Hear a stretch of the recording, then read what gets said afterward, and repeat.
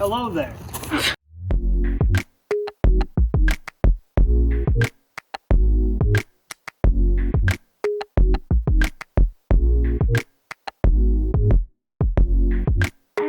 Welcome to my first YouTube channel. My name is Jason Bender and I am a film photographer. Just a little bit over a year ago, I moved to New York City with my girlfriend from Arizona to try things out over there to, see if maybe we could make something of ourselves, but we quickly learned that the East Coast was not for us, and we have thus decided to move back to Arizona. And I'm honestly glad that we did, because I love Arizona. I think it's a beautiful state, and I personally love to go on YouTube and to look up film photography followed by a certain state, just because I love seeing different kinds of geography, architecture, and how people like to capture their home state on film. I haven't seen a lot from Arizona. There's a few here and there. I don't know, I just feel like there could be more out there, and I wanted to add to that space that is Arizona film photography. Ever since moving back, I've just felt incredibly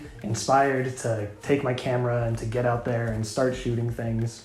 I don't really have any big plans for this YouTube channel. It's just sort of something that I wanted to do for fun. I'm doing it with the hopes that when I make future videos, I can reflect on those in the future and, just see how much I've grown. I'm not really much of a video editor. I've only been taking photos for 2 years, and I've never talked to a camera. This is incredibly uncomfortable for me.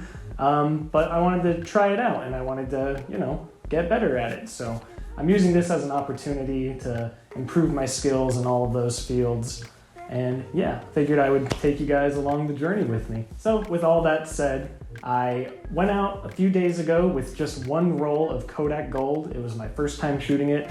Grabbed my Mamiya RB67 right here and just walked around some of the Arizona neighborhoods in the beautiful fall weather. And yeah, I hope you guys enjoy.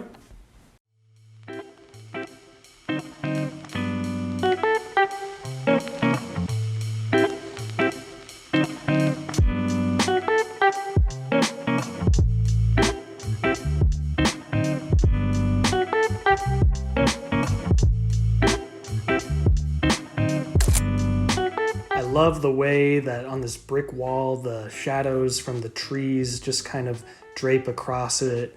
And towards the bottom of the wall there, you can see the shadow from the gate just kind of shining on the bottom edge of the house right there. It just kind of adds a little bit of a visual interest. I love the way that the two trees kind of act as a frame within a frame, just sort of outlining the house.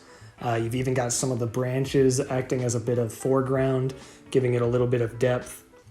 And of course, the front yard, the light was so beautiful.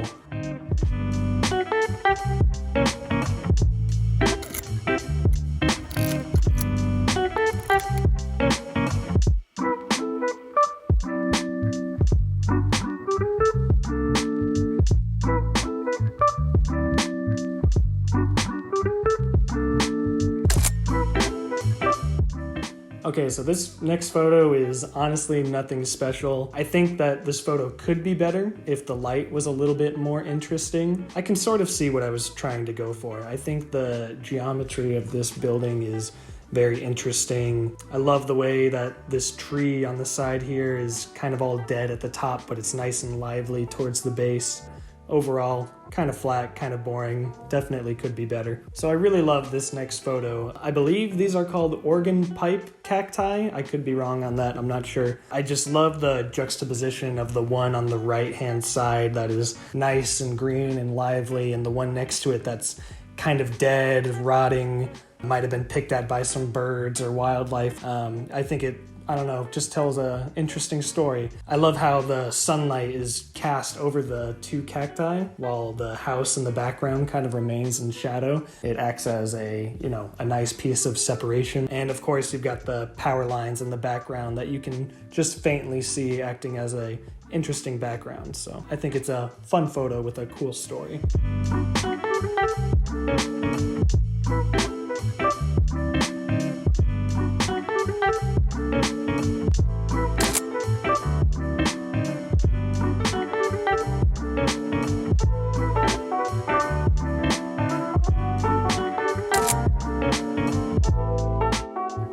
right, so this next photo I really enjoy. I'm not sure what these flowers are called. I think they might be some sort of honeysuckle. Hello, girlfriend / plant nerd here to briefly interrupt to let you know that this is in fact not a type of honeysuckle, but a type of shrub called the red bird of paradise here in Arizona. It also has many other names that you may know it by, such as the Mexican bird of paradise, Barbados pride, or its Latin name, the Cisalpinia pulcherrima. A few fun facts about these guys. They can grow up to 10 feet, sometimes even 20 feet tall, depending on your region, because they are a native tropical plant. However, they do incredibly well in the deserts of Arizona because they are resistant to heat and drought. And during the spring to fall seasons, they'll bloom clusters of up to 40 gorgeous red and orange flowers that the hummingbirds and butterflies just go absolutely nuts for. Anyways, that's enough nerding out about plants on my part, and I'll let you get back to the video. Thanks, guys. But I think it just really goes to show just how cool and interesting the vegetation in Arizona here is. Desert wildflowers and trees feel almost alien. Yeah, I don't know. There's just something really cool and beautiful about them. When I was taking this, it almost reminded me of the hot air balloons. If you live in Arizona, you probably know which hot air balloons I'm talking about. They're always like flying around and they're very beautiful, very cool. So yeah, I don't know. That's just kind of what I was seeing when I saw this picture. So here we have another great example, I believe, of light and shadow just kind of touching a house in a very cool and interesting way, as well as more very interesting Arizona cacti, this one being the prickly pear cactus, of course. Very iconic, very cool with the fruit that grow off the top of them. I think this house looked so cool. The front yard was just full of cactus. I also really love the wreath that's hanging off the door. I made sure to get that in focus as opposed to the foreground. But yeah, I'm happy with how this one turned out.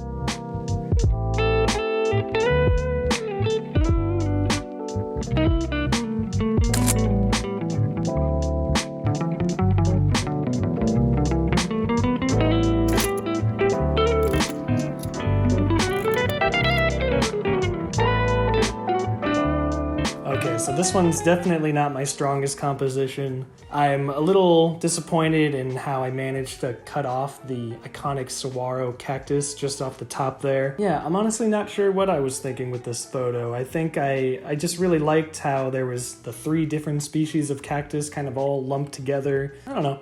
It's okay. I absolutely love the way that the colors turned out on this one. Those bougainvilleas are just absolutely stunning. They're so pink, and I think they work very nicely with the bright, clear blue sky that I had that day. Yeah, just beautiful colors on this photo. The greens turned out amazing. Love those pinks. Yeah, just a solid photo of some flowers.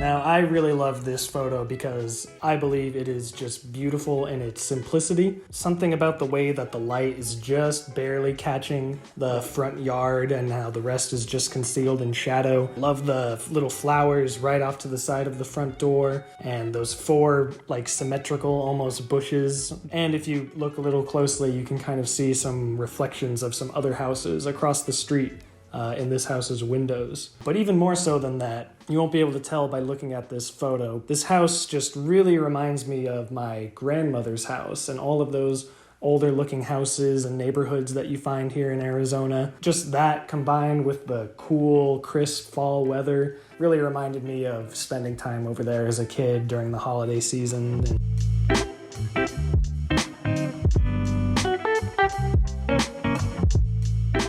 My 2 favorite shots of the day have to be the first one and the last one. I think these 2 photos kind of just describe exactly the type of pictures I like to take. I don't know what it is. I've always just loved going out, looking at houses. Even, I don't even take pictures of houses sometimes. I just like to go out and look at things, and I don't know. Houses are just cool, and I love the way that light changes throughout the day. So that kind of gives you an idea of the type of photography that I like to do. Big fan of architecture, landscape work, And yeah, I can't wait to see what spots I find in the future, and I'm really excited. So that's all I have for you guys today. Yeah, ever since moving back to Arizona, I've just been feeling super inspired with my photography, really wanting to get out there and make some more work. Even just getting out there with one roll of film helped me become so excited for the future, and I now just have all of these ideas of what I want to do, and I can't wait to share it with you guys. So with all that, I'll catch you guys on the next one.